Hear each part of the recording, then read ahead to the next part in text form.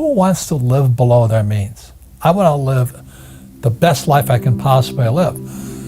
So I talk about this often. I use liability. If I want to buy a new Ferrari, I first buy an asset, and the asset pays for the Ferrari. I wanted a Rolls Royce. Why? Because I never had a Rolls Royce. I've had Bentleys. So I built an asset, and the asset then bought my Rolls Royce. Now I'm kind of bored with cars. So I don't have a guilty thing, is that I have financial education, which is what the Rich Dad Company teaches. And you can have the same thing too. Just like my poor dad, very good people, but they're so terrified of making mistakes.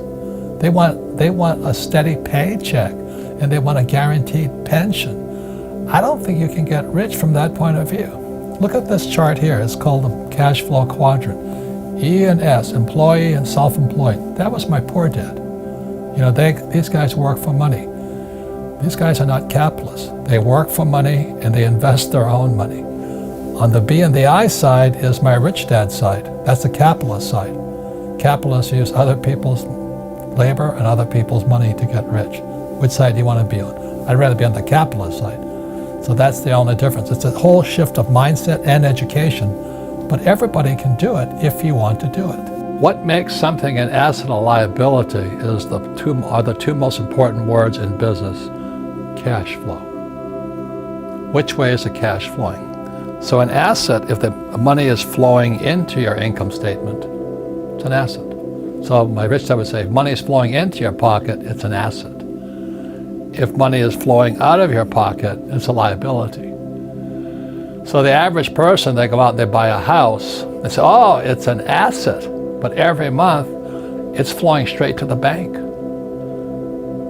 So your money flows straight to the bank. Not that intelligent. You know, I want the money to flow from the bank to me. So it flows to the bank. And the third line, when you look under expense, first line is tax.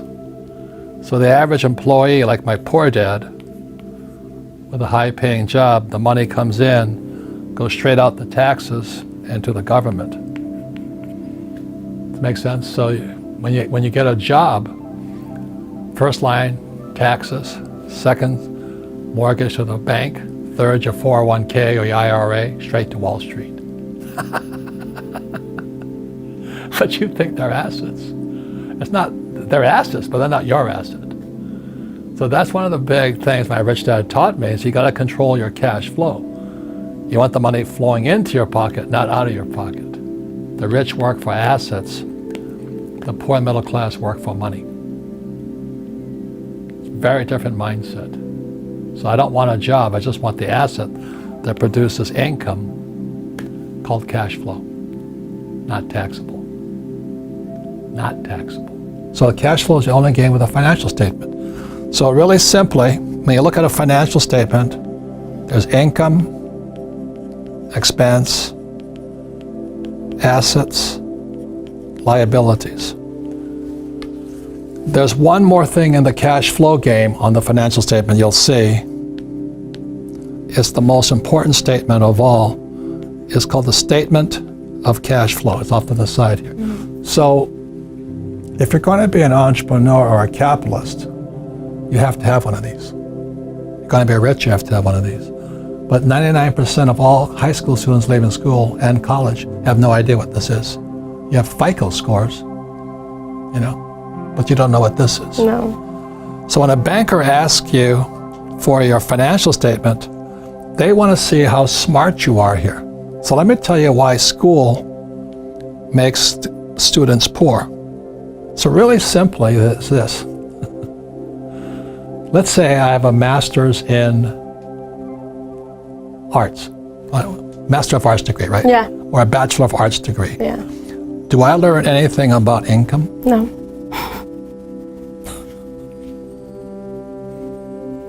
What about Greek mythology? Oh, there you go. That's very important. I learned nothing about income. And we wonder why kids are leaving school, or young generation, looking for that high-paying job.